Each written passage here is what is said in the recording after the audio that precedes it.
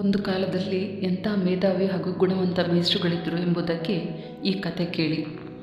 ಒಂದು ದೇವಸ್ಥಾನದ ಆವರಣದ ಮೆಟ್ಟಿಲಲ್ಲಿ ವಯಸ್ಸಾದ ಮೇಷ್ಟ್ರೊಬ್ಬರು ಕೂತಿರ್ತಾರೆ.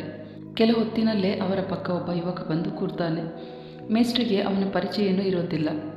ಆ ಯುವಕ ಉಡುಗೊರೆಯೊಂದನ್ನು ಮೇಷ್ಟ್ರ ಕೈಗಿಡ್ತಾನೆ. ಮೇಷ್ಟ್ರು ಏನಿದು ಎಂದು ತೆರೆದು ನೋಡಿದಾಗ ಅದರಲ್ಲಿ ಒಂದು ಬೆಲೆ ಬಾಳುವ ಗಡಿಯಾರ. ಮೇಷ್ಟ್ರು ಅನುಮಾನಗೊಂಡು ಯಾರು ನೀನು ಎಂದು ಕೇಳಿದಾಗ ಆ ಯುವಕ ನನ್ನ ಗುರುತು ಸಿಗಲಿಲ್ವೇ ಎಂದ.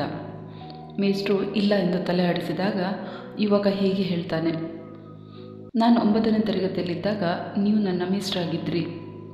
ಅಂದು ತರಗತಿಯಲ್ಲಿ ಘಟನೆಯೊಂದು ನಡೆಯಿತು. ನಮ್ಮ ತರಗತಿಯಲ್ಲಿದ್ದ ಶ್ರೀಮಂತ ಹುಡುಗನೊಬ್ಬ ಬೆಲೆ ಬಾಳುವ ಕೈ ಗಡಿಯಾರವನ್ನು ತರಗತಿಗೆ ತಂದಿದ್ದ.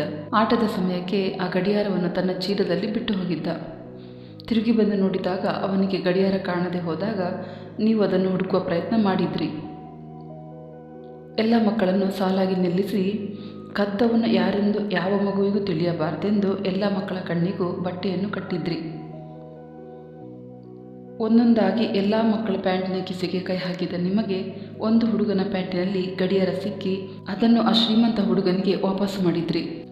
ಇದು ನೆನಪಿದೆಯೇ ಎಂದಾಗ ಮೇಷ್ಟ್ರು ಹೌದು, ಖಂಡಿತವಾಗಿಯೂ ನೆನಪಿದೆ. ಅದಕ್ಕೂ ನಿನಗೂ ಏನು ಸಂಬಂಧ ಎಂದು ಕೇಳಿದಾಗ ಆ ಯುವಕ ಹಾಗಿದ್ದರೆ ನನ್ನ ಮುಖ ಪರಿಚಯ ನಿಮಗಿರಬೇಕಿತ್ತಲ್ವೇ? ಆ ಗಡಿಯಾರವನ್ನು ಕದ್ದಿದ್ದು ನಾನೇ ಅಲ್ವೇ?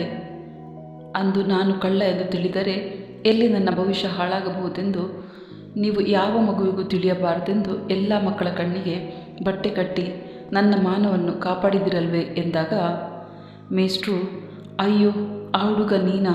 ನನಗೆ ತಿಳಿಯಲು ಹೇಗೆ ಸಾಧ್ಯ? ಅಂದು ಗಡಿಯಾರ ಹುಡುಕಲು ಶುರು ಮಾಡುವ ಮೊದಲು ನಾನು ನನ್ನ ಕಣ್ಣಿಗೂ ಬಟ್ಟೆ ಕಟ್ಟಿದ್ನಲ್ವೇ ಎನ್ನಬೇಕೆ?